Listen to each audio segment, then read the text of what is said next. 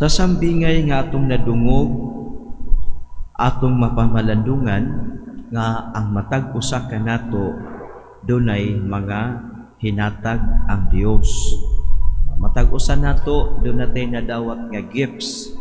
Unya ang kinaiya nato towards the gifts of God nga gihatag nagkalain-lain. Dunay iyang kinaiya nga mahadlok, dunay po'y kinaiya nga kini para ra sa ako, dunay po'y kinaiya nga kini akong gamiton sa pakiglambigit sa katilingban. Kini akong gamiton aron ang among katilingban mahimo nga buhi o responsive sa mga panginahanglan sa atong katawhan. So mao nga hinumduman nato walay tawo nga walay gasa gikan sa Ginoo. Unya kay gigasahan ka man sa Ginoo, ikaw gisaligan sa Ginoo nining mga gasa tungod kay siya nagtan-aw kanimo nga makahimo ka sa pagpalambo ni ining maong mga gasa. Kung dili pa nahibalo ang Ginoo nga dili ka makahimo niini, di ka katagaan. Apan tungod kay ang Ginoo nahisayod siya nga makahimo ka sa pagpalambo sa iyang mga gasa, gihatagan kag pahat sa iyang mga grasya.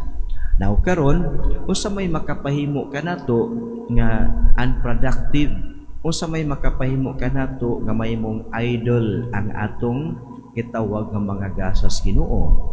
Kining atong fear, kining atong selfishness, kining atong indifferentism ngadto sa uban nga katawhan. So mga kaigsuonan, gipahinumduman kita nga kung nakadawat ka gasa sa Ginoo, it is our responsibility nga ato kining gamiton, ato kining ipaambit. Unya, in everything that God has given us, the second part of the gospel, nagpasayod ka nato, iya kitang giingnan, nga we all give an accounting to the giver. Kung giunsa nimo paggamit ang mga gasa nga imong nadawat. So, ang una, we are all gifted. Kung sa sumpay, gifted to give, gifted to participate. Mo na nga, in building up the Christian community, everyone is gifted. Mo na nga, everyone contributes according to the gifts nga God has given you. Now, kung ingon ni ini, after this, all of us, nagamit na to ang gasa sa maayo, nagamit na to ang gasa sa pag-build sa community, or nagamit na to ang gasa only for ourselves, or wala na to kinigipaambit sa uban, both dunay consequence. Muatubang tangtanan sa Ginoo og muhatag kita og husay kaniya.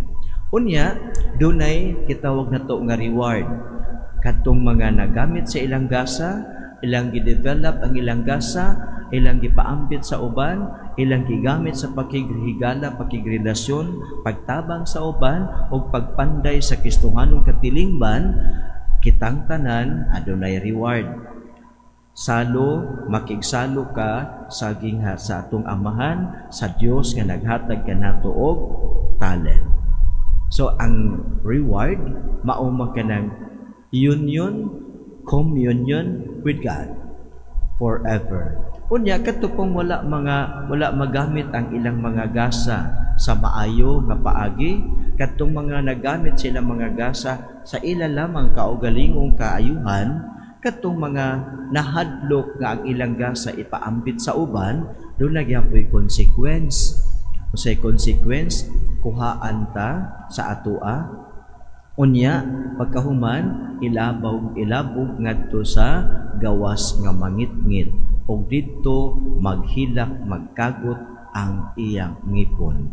Sabot ipasabot nga, kitawag nga ang rewards na duha, eternal communion with God, o ikaduha, eternal separation from God. Mao nang gitawag nato nga ang eternal communion, we live with God in His kingdom in heaven. Eternal separation, a person will live outside God's presence. no presence of God, and we call that hell. So kana siya kanang gitawag ito nga eternal damnation. So mga igsuon, gipahinumduman kita nining ebanghelyo nga samtang kita ani apa nining kalibutana, atong katungdanan ang pagdevelop, pagpalambo, ang atong katungdanan ang pagpaambit sa mga gasa sa Dios nga iyang gihatag kanato.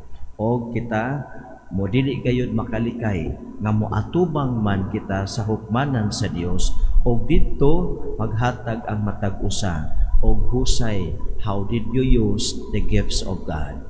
Busa mga kaigsuonan, maningkamot kita nga everyday there is an opportunity to be a good person.